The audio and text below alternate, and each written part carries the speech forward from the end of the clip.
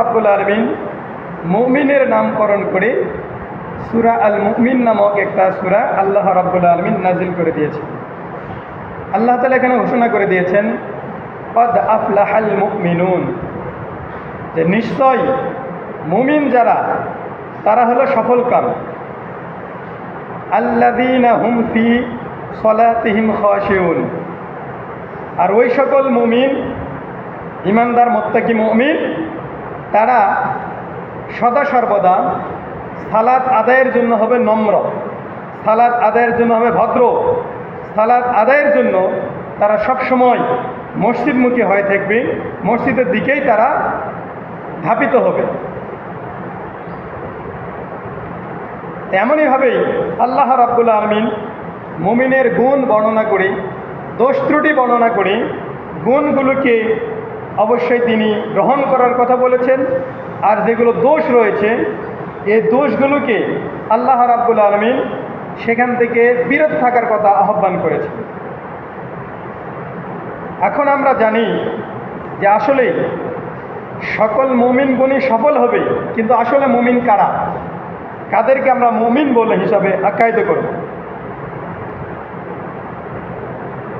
সম্মানিত হাজরিন,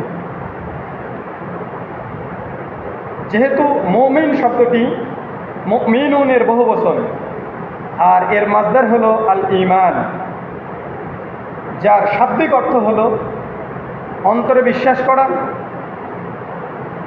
মুখে মুখে বলা অন্তরে বিশ্বাস করা এবং তার অঙ্গ প্রত্যঙ্গ দ্বারা বাস্তবায়িত করা। সম্মানিত হাজরিন,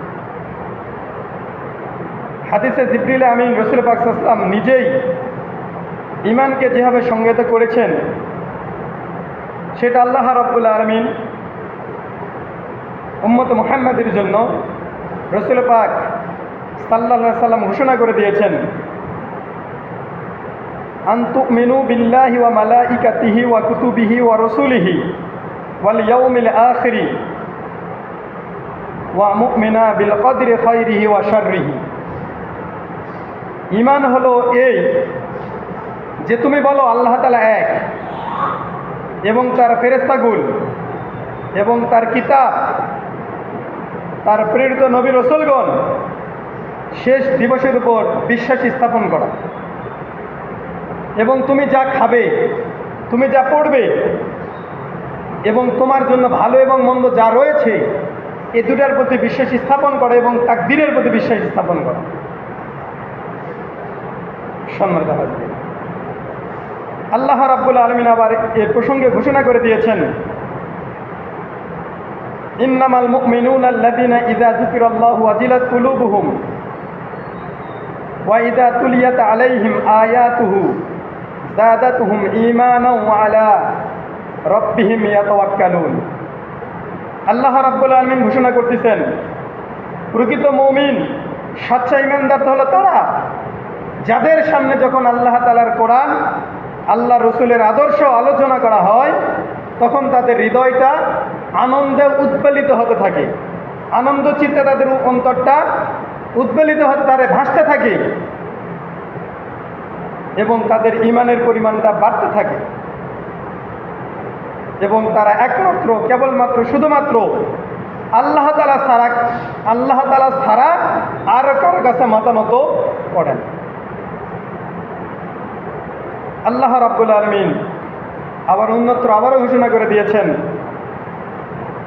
যে ইন্নামাল মুমিনুনা আল্লাযীনা আমানু বিল্লাহি ওয়া রাসূলিহি সুম্মা লাম ইয়ারতাবু ওয়া জাহাদু বিআমওয়ালিহিম ওয়া আনফুসিহিম ফি সাবিলিল্লাহ উলাইকা হুমুস সাদিকুন।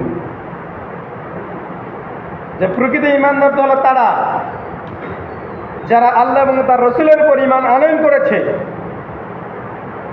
ওই সকল ব্যক্তি প্রকৃত মুমিন, ঈমানদার, মুত্তাকি, যারা আল্লাহ এবং আল্লাহ রসুলের প্রতি ঈমান আনয়ন করেছে এবং এ ব্যাপারে কোনো প্রকার সন্দেহ পোষণ করে নাই যে আমি মৃত্যুবরণ করলে কি খাবো, আমি মারা গেলে আমার সন্তানেরা কি খাবে, আমার পরিবার কীভাবে চলবে, এইটা তারা কখনো ভাবে নাই। কেননা আমার রিজিকের মালিক আল্লাহ, আমার সন্তানের রিজিকের মালিক আল্লাহ, সকল কিছুর মালিক আল্লাহ, অতএব এখানে আমার পিছু পা হওয়ার কোনো সুযোগ নাই। যখন যেখানে যেভাবেই আল্লাহ রাব্বুল আলামিন আহ্বান করেছে সেইভাবেই তার ডাকে সাড়া দিতে হবে। এটাই হলো মুসলমানদের দায়িত্ব।